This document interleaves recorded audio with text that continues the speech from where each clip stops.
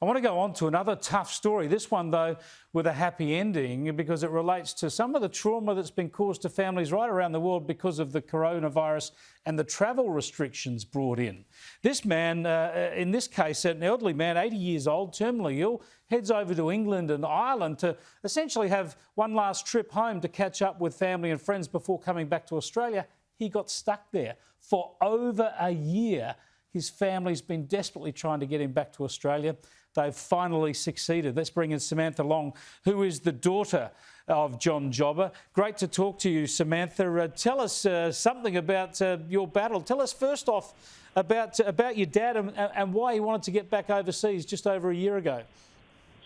Well, he decided actually the year before. He knew he was terminally ill, and he decided to buy a ticket to go over and see his friends and family again in the first quarter of last year.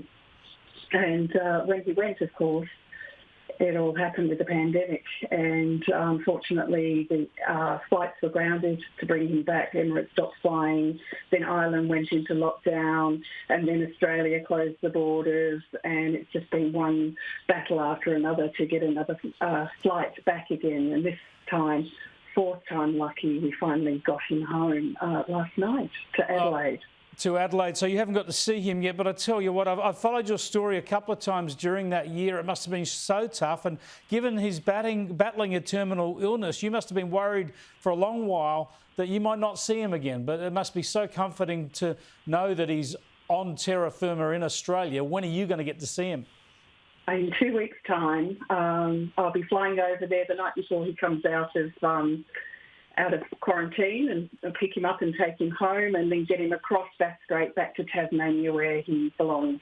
So back to his home. Yeah, and that'll be not only good for you, it'll be a lot better for his just well-being, won't it? Generally getting home where he wants to be.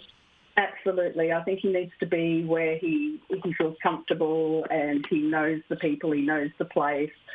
Because he's also battling ongoing dementia issues as well, which have worsened considerably while he's been stuck in Ireland in lockdown. And I think the best thing we can do is just get him back where he's comfortable and happy. Look, I'm so happy for you and I admire what you've done, but it shouldn't be this tough. The costs and the delays shouldn't be this tough. I know former Foreign Minister Alexander Downer was out today saying the COVID restrictions and the costs on quarantine are just too prohibitive for Australians. A lot of people in this country say they don't really care about Australians stranded overseas, and your case shows that it's really, really important for families, for people to be able to get back. There's been a remarkable lack of empathy. You go to any stranded Aussie site and people are just saying, oh, they should have come home when they were told, and it's absolutely not that simple.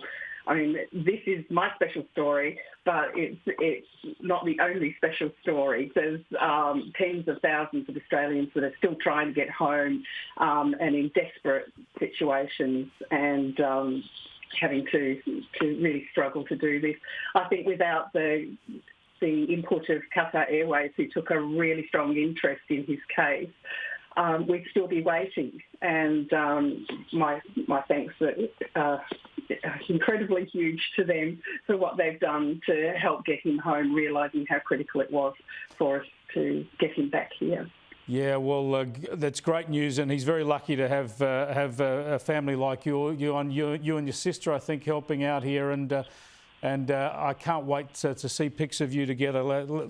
Get in touch with us when you actually get to have some time together. I appreciate your time, Samantha. I'll be looking forward to it. Okay, thank you. Bye.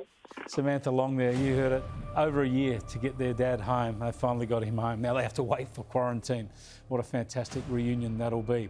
Now, don't forget, after this break, we're going to fact check Kevin Rudd. He's out there spruiking all sorts of stuff these days.